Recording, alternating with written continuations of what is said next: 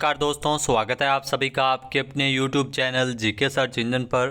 तो दोस्तों, जो राजस्थान सीईटी का एग्ज़ाम हुआ है, 12th लेवल के एग्ज़ाम चल रहे हैं। तो 4 फरवरी को दूसरी पारी में राजस्थान सीईटी के एग्ज़ाम में करंट अफेयर्स के कौन कौन से क्वेश्चन आए थे, उन सभी को हम इस वीडियो में डिस्कस करने वाले हैं। तो पूरा वीडियो बहुत ध्यान से देखना। वीडियो की जो PDF फाइल है वो आप वीडियो के डिस्क्रिप्शन बॉक्स से डाउनलोड कर सकते हैं, जहाँ पर आपको टेलीग्राम चैनल का लिंक दिया हुआ मिलेगा। तो चलिए स्टार्ट करते हैं। सबसे पहले अगर बात की जाए राजस्थान करंट अफेयर्स की, तो आज एक इम्पॉर्टेंट क्वेश्चन पूछा गया था जो योजना से रिलेटेड है। ये बहुत बार क्वेश्चन एग्जाम में पूछा जाता है। तो इंदिरा गांधी शहरी रोजगार गारंटी योजना जो राजस्थान की योजना है, इस योजना की शुरुआत कब से हुई थी? तो 9 सितंबर 2022 से राजस्थान में इंदिरा गांधी शहरी रोजगार गारंटी योजना की शुरुआत हुई थी, यानी कि ए ऑप्शन इसका बिल्कुल सही है। योजना के अंतर्गत मनरेगा योजना जो ग्रामीण क्षेत्रों में चलती है, जिसकी तर्ज पर शहरी क्षेत्रों में भी रोजगार उपलब्ध करवाने के लिए राजस्थान सरकार के द्वारा इस योजना की घोषणा वित्त वर्ष 2022-23 के बजट में की गई थी और इस योजना की शुरुआत 9 सितंबर 2022 को की गई है। इसमें 100 दिवस का रोजगार वो शहरी क्षेत्रों में उपलब्ध करवाया जाता है। बजट से भी क्वेश्चन पूछे जाते हैं। योजना के लिए ध्यान रखना 800 करोड़ रुपए का बजट है वो रखा गया है इंदिरा गांधी शहरी रोजगार गारंटी योजना। तो यह योजना 9 सितंबर से राजस्थान में शुरू हुई थी। एक और जो क्वेश्चन पूछा गया था, रिलायंस इंडस्ट्रीज लिमिटेड द्वारा भारत का पहला मल्टी मॉडल लॉजिस्टिक पार्क, ये इंडिया लेवल का क्वेश्चन है। तो ध्यान रखना, भारत का पहला मल्टी मॉडल लॉजिस्टिक पार्क है वो तमिलनाडु में विकसित किया जाएगा, यानी कि बी ऑप्शन यहाँ पर बिल्कुल सही है। जी हाँ, रिलायंस इंडस्ट्रीज जो PPP मोड में इस प्रोजेक्ट के तहत आपको बता दें कि तमिलनाडु में तकरीबन 1424 करोड़ रुपए की लागत से ये भारत का पहला मल्टी मॉडल लॉजिस्टिक पार्क है, जिसका निर्माण किया जा रहा है तमिलनाडु के। जी हाँ, तमिलनाडु के तिरुवल्लुर जिले के मांडेप्पू में ये देश का पहला मल्टी मॉडल लॉजिस्टिक पार्क है वो बनाया जाएगा रिलायंस इंडस्ट्रीज़ द्वारा। इसमें रिलायंस इंडस्ट्रीज़ तकरीबन 783 करोड़ रुपए का निवेश है वो करने वाली है। नेक्स्ट अगर बात की जाए तो अगला क्वेश्चन जो पूछा गया था, 16 नवंबर 2022 को मुख्यमंत्री अशोक गहलोत ने डॉक्टर भीमराव अंबेडकर विधि विश्वविद्यालय की आधारशिला कहां पर रखी थी? तो ध्यान रखना, 16 नवंबर 2022 को राजस्थान के मुख्यमंत्री अशोक गहलोत द्वारा दहमी कला, जी हाँ दहमी कला है वो बगरू जयपुर में स्थित है, यानी कि बी ऑप्शन यहाँ पर बिल्कुल सही है। दहमी कला में डॉक्टर भीमराव अंबेडकर विधि विश्वविद्यालय की स्थापना 16 नवंबर को राजस्थान के मुख्यमंत्री अशोक गहलोत द्वारा इसका शिलान्यास किया गया था। बगरू कहाँ पर स्थित है? जयपुर में है। तो जयपुर के बगरू में दहमी कला में ये विधि विश्वविद्यालय बनाया जा रहा है और इस विश्वविद्यालय की जो लागत है वो तकरीबन 387 करोड़ रुपये आएगी। जी हाँ, राजस्थान के जो राज्य मंत्री राजेंद्र सिंह यादव के मुताबिक विधि शिक्षा के क्षेत्र में 23 राष्ट्रीय विधि विश्वविद्यालय और 1650 से अधिक विधि महाविद्यालय है और देश में तमिलनाडु और कर्नाटक के बाद राजस्थान ऐसा विश्वविद्यालय स्थापित किया जा रहा है राजस्थान में, जहाँ प्रदेश के सभी विधि महाविद्यालय है वो इसमें जुड़े हुए हैं। तो डॉक्टर भीमराव अंबेडकर विधि विश्वविद्यालय जिसकी आधारशिला बगरू में रखी गई थी, जयपुर में। नेक्स्ट क्वेश्चन है जो पूछा गया था, निम्नलिखित किलों में से किसे best destination in India silver outlook traveller award 2022 से नवाजा गया था? तो ये क्वेश्चन घूम फिर के बार बार पूछा जा रहा है। तो ध्यान रखना, राजस्थान के 2 किलों को ये पुरस्कार दिया गया था। एक तो था चित्तौड़गढ़ और एक था कुंभलगढ़, यानी कि बी ऑप्शन इस क्वेश्चन का बिल्कुल सही है। चित्तौड़गढ़ और कुंभलगढ़ इन दोनों ही किलों को जो best destination in India silver outlook traveller award से सम्मानित किया गया था।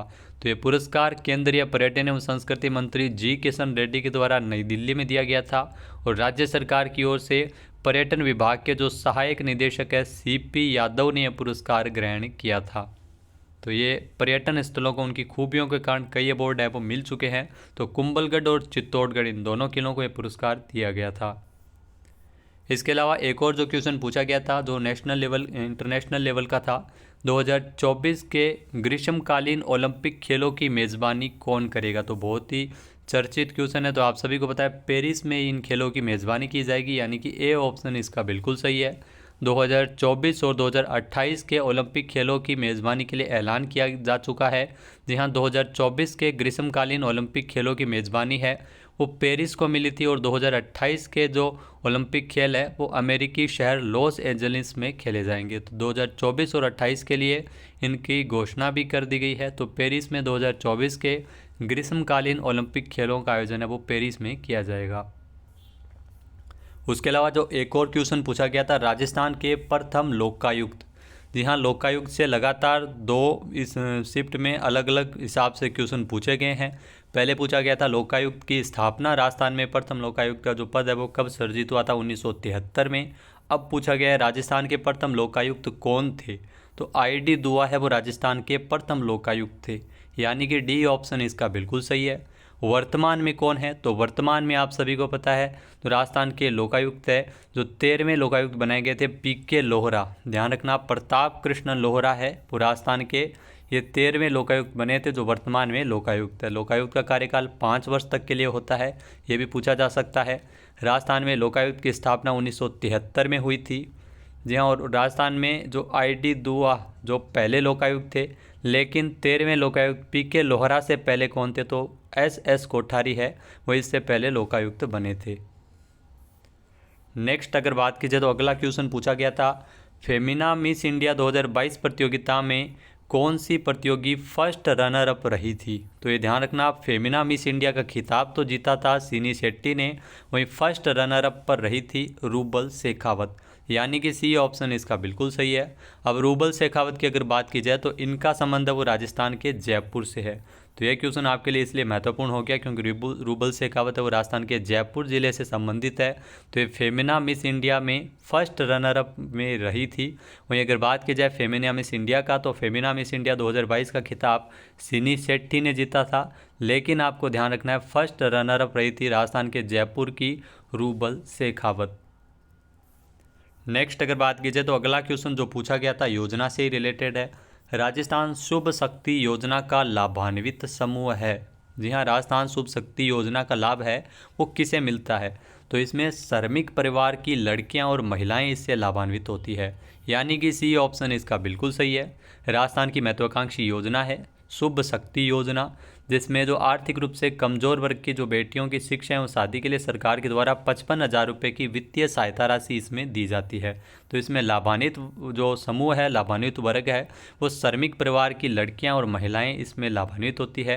तो इसमें सहायता राशि दी जाती है सरकार के द्वारा 55,000 रुपये। नेक्स्ट अगर बात की जाए तो अगला क्वेश्चन पूछा गया था मनरेगा योजना से। जी हाँ, मनरेगा योजना के अंतर्गत न्यूनतम कितने दिनों का रोजगार प्रदान किया जाता है, तो न्यूनतम आप ध्यान रखना 100 दिवस का रोजगार है वो मनरेगा योजना के अंतर्गत दिया जाता है, यानी कि D ऑप्शन इसका बिल्कुल सही है। मनरेगा योजना की शुरुआत जो 7 सितंबर 2005 से जो विधान द्वारा अधिनियमित इसे किया गया था महात्मा गांधी राष्ट्रीय ग्रामीण रोजगार गारंटी अधिनियम के रूप में। फिर 2009 में इसका नाम महात्मा गांधी जी के नाम पर रखा गया था। पहले इसका नाम नरेगा था, फिर बाद में इसका नाम महात्मा गांधी जी के नाम पर मनरेगा किया गया था। तो राजस्थान में आपको ध्यान रखना है, राजस्थान में मनरेगा योजना के तहत जो रोजगार है वो 25 दिन बढ़ाए गए हैं, यानी राजस्थान में 125 दिन का रोजगार है वो मनरेगा योजना के तहत दिए जाने की सरकार के द्वारा घोषणा की गई थी। वैसे अगर बात की जाए तो न्यूनतम कितने दिनों का रोजगार मिलता है, तो न्यूनतम इसमें 100 दिवस का रोजगार है वो मनरेगा योजना के तहत ग्रामीण क्षेत्रों में उपलब्ध करवाया जाता है। नेक्स्ट अगर बात की जाए तो अगला क्वेश्चन पूछा गया था कैलाश सांखला संबंधित थे। जी हाँ, कैलाश सांखला बाघ संरक्षण से इनका संबंध है, यानी कि B ऑप्शन इसका बिल्कुल सही है। कैलाश सांखला की अगर बात की जाए जो राजस्थान के जोधपुर जिले के रहने वाले थे, इन्हें भारत का टाइगर मैन के रूप में भी जाना जाता है। 1973 में भारत में स्थापित बाघ संरक्षण कार्यक्रम जो प्रोजेक्ट टाइगर के गठन में महत्वपूर्ण भूमिका निभाई थी कैलाश सांखला ने ही बाघों के संरक्षण को लेकर आवाज़ उठाई थी और ऐसा करने वाले 1956 में ये पहले व्यक्ति थे। तो कैलाश सांखला जो बाघ संरक्षण से संबंधित है। इसके अलावा जो एक और क्वेश्चन पूछा गया था हड़प्पा सभ्यता आधारित विश्व का सबसे बड़ा संग्रहालय कहाँ बनने जा रहा है, तो ये नेशनल लेवल का है। ध्यान रखना, हड़प्पा सभ्यता पर आधारित ये विश्व का सबसे बड़ा संग्रहालय बनाया जा रहा है राखी गड्डी में, यानी कि C ऑप्शन इसका बिल्कुल सही है। राखी गढ़ी में, जी हाँ, हरियाणा के राखी गढ़ी में हड़प्पा संस्कृति का ये दुनिया का सबसे बड़ा संग्रहालय बन रहा है। राखी गढ़ी जो गांव है वो 2600 से 1900 ईसा पूर्व यहाँ पर जो सिंधु घाटी सभ्यता का हिस्सा रहा था। हरियाणा हड़प्पा सभ्यता को समर्पित ये दुनिया का सबसे बड़ा संग्रहालय की मेज़बानी के लिए तैयार है। तो राखी गढ़ी में ध्यान रखना, हरियाणा के हिसार जिले का गाँव है राखी गढ़ी, जहाँ पर विश्व का सबसे बड़ा संग्रहालय है वो हड़प्पा सभ्यता पर आधारित ये बनाया जा रहा है। इसके अलावा जो एक और क्वेश्चन पूछा गया था, राजस्थान के किस मेडिकल कॉलेज में पीडियाट्रिक्स एंड जो नियोनेटोलॉजी संस्थान की स्थापना की जाएगी? तो ये ध्यान रखना, कोटा के जेकेलोन हॉस्पिटल को इसके लिए चुना गया है, यानी कि बी ऑप्शन यहाँ पर बिल्कुल सही है। कोटा के जेकेलोन हॉस्पिटल में institute of paediatrics, neonatology and maternity की स्वीकृति है वो प्रदान की गई है। यहाँ मेडिकल कॉलेज में जो कोटा के जेकेलोन अस्पताल में बनाया जा रहा है, मुख्यमंत्री अशोक गहलोत द्वारा इसकी स्वीकृति दी गई है। और इसके लिए अगर बात की जाए तो इसमें 43.38 करोड़ यानी लगभग 43 करोड़ रुपये की लागत है वो इस पर आएगी। तो कोटा के जेकेलोन हॉस्पिटल को इसके लिए चुना गया है। नेक्स्ट अगर बात की जाए तो अगला क्वेश्चन पूछा गया था, बहुत बार ये क्वेश्चन एग्जाम में आता है तो आप रट लेना, 7 से लेकर 8 अक्टूबर तक इन्वेस्ट राजस्थान समिट कहाँ हुआ था? जयपुर में हुआ था, यानी कि बी ऑप्शन इसका बिल्कुल सही है। इसमें कई MOU भी साइन किए गए थे। 7 से लेकर 8 अक्टूबर तक जयपुर के जो जयपुर प्रदर्शनी and convention centre JECC Sitapura में इसका आयोजन किया गया था। कब किया गया था? 7 से लेकर 8 अक्टूबर तक। थीम क्या रखी गई थी? Committed and delivered. यहाँ कमिटेड एंड डिलीवर्ड थीम पर इन्वेस्ट राजस्थान समिट का आयोजन हुआ और इसमें 11 लाख करोड़ रुपए, जी हाँ 11 लाख करोड़ रुपए के इसमें निवेश के लिए प्रस्ताव साइन किए गए थे, MOU साइन किए गए थे। 4192 MOU है वो इसमें हुए थे, तकरीबन 11 लाख करोड़ रुपए के। तो जयपुर में इन्वेस्ट राजस्थान समिट 7 से लेकर 8 अक्टूबर तक आयोजित हुआ। इसके अलावा जो एक और क्वेश्चन पूछा गया था, किस जिले में महाराव शेखाजी सशस्त्र बल प्रशिक्षण अकादमी निर्माणाधीन है? यानी इसको बनाया जा रहा है सीकर में, यानी कि बी ऑप्शन यहाँ पर बिल्कुल सही है। जी हाँ, सीकर जिले में प्रदेश की पहली सशस्त्र बल प्रशिक्षण एकेडमी है वो बनाई जा रही है।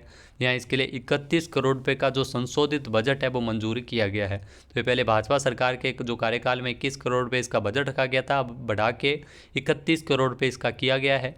जी हाँ, ये सीकर में बन रही है महाराव शेखाजी सशस्त्र बल प्रशिक्षण अकादमी, जो राजस्थान की पहली होगी।